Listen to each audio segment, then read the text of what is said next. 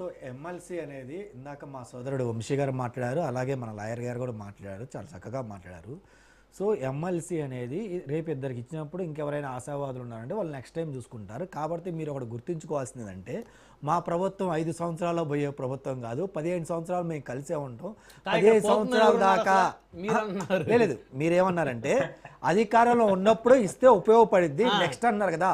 ఇప్పుడు ఇచ్చిన 2 సంవత్సరాలకి ఇచ్చిన 3 సంవత్సరాలకి ఇచ్చిన నెక్స్ట్ 5 years కూడా మేము ఉంటాం. ఆ నెక్స్ట్ 5 years కాబట్టి వాళ్ళ ఎమ్మెల్సీ టర్మ్ అయిపోయిన దాకా మా ప్రభుత్వం పక్కా ఉంటాం, రాసి పెడతాం. జగన్ అన్నలాగా కాదు, మాది వేరు, మాది సపరేట్. మేము జవాబుదారీతనంగా ఉన్నాం. జగన్ గారు కూడా నేను 30 ఏళ్ళు ఉంటానంటే ఆయన విమర్శించారు కదా. అదే చెప్తున్నా, అంటే ఇక్కడ చెప్పాలి కదా, మేము జవాబుదారీతనంగా ఉన్నాం, స్వేచ్ఛనిస్తున్నాం, భావ ప్రకటన స్వేచ్ఛ ఉంది. మేమేమో తప్పులు చేస్తే మాట్లాడినన్నాం, మేము సరిదిద్దుకున్నాం. మేము ఒకవేళ తప్పులు చేయని కూడా మీరు తప్పులు అంటే కూడా అవి సాక్ష్యాధారాలతో బయట పెడుతున్నాం. ఇంకా పోతే ఈ పొద్దు కూడా మీరు చేసుకొని వినాలి సార్. ఇంకా మీరు ఇలాంటి కార్యక్రమం మాట్లాడి లాస్ట్ లో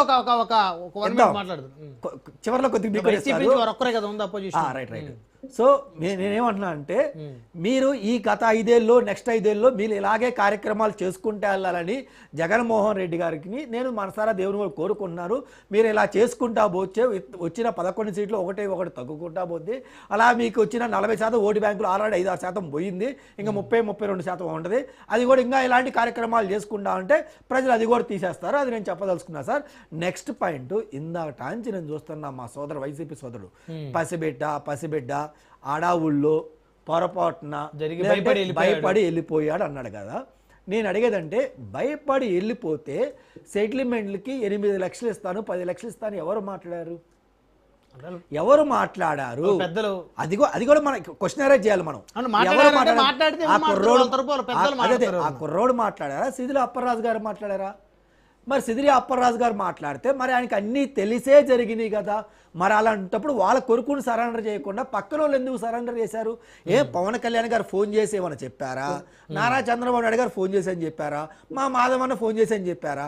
మాకేం సంబంధం? ఇక్కడ అక్రమ కేసులు ఇంకో సక్రమ కేసులు తప్పు మీరు చేశారు, మీరు ఇదయ్యారు, మీరు దొరికిపోయారు. ఇంకా దాంట్లో మేము చేయాలి ఏం సార్? ఇంకోటి, మా సోదరులు వైసీపీ మిత్రులు ఇందాక టాంచి మాట్లాడతారని చెప్పి మేము వెయిట్ చేశాను.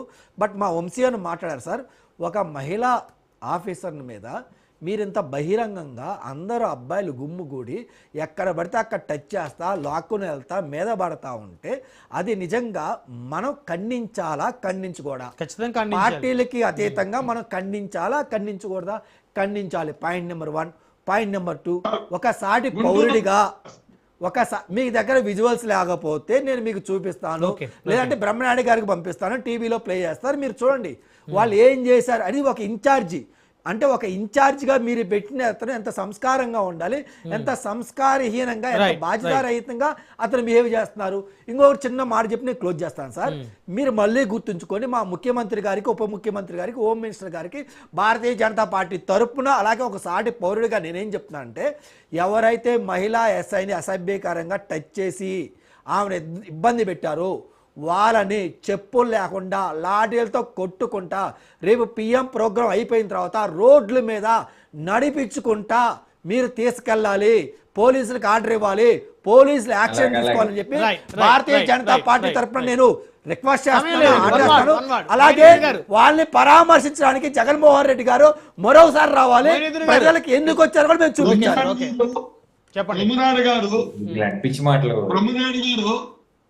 హలో బ్రహ్మనాయుడు గారు సార్, వినిపిస్తుంది, చెప్పండి.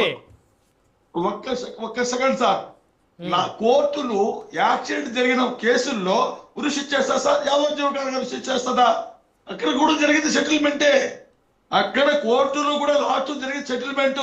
ఇన్సూరెన్స్ ఎంత ఉంది ఏంటి, అక్కడ నుంచి ఇవ్వడము ఎంత ఇవ్వడము, అక్కడ జరిగింది సెటిల్మెంట్. లాయర్ గారు మన ముందే ఉన్నారు, ఆయన తెలియదు ఏమి లేదు కాదు. కోర్టులే ఉరిశిక్ష చేయరు, వీళ్ళు కావాలని. ఎందుకంటే మళ్ళీ వస్తారట. ఏందా మీరు మాట్లాడేది? డిఎస్సీలో ద్రోహం చేశారు, మోసాలు చేశారు. సార్ రేపు అసెంబ్లీ జరిగితే డిఎస్సీలో మోసాలు చేస్తే జగన్ అసెంబ్లీకి రమ్మని చెప్పండి, ఆధారాలు తీసుకొని రమ్మని చెప్పండి. మేము అసెంబ్లీలో చర్చించడానికి సిద్ధంగా ఉన్నాం, అసెంబ్లీలో చర్చించడానికి సిద్ధంగానే ఉన్నాం. రైట్, ధన్యవాదాలు అండి చర్చలో పాల్గొన్నందుకు షేక్ మొయినుద్దీన్ గారు, కాసరగాడు నాగార్జున.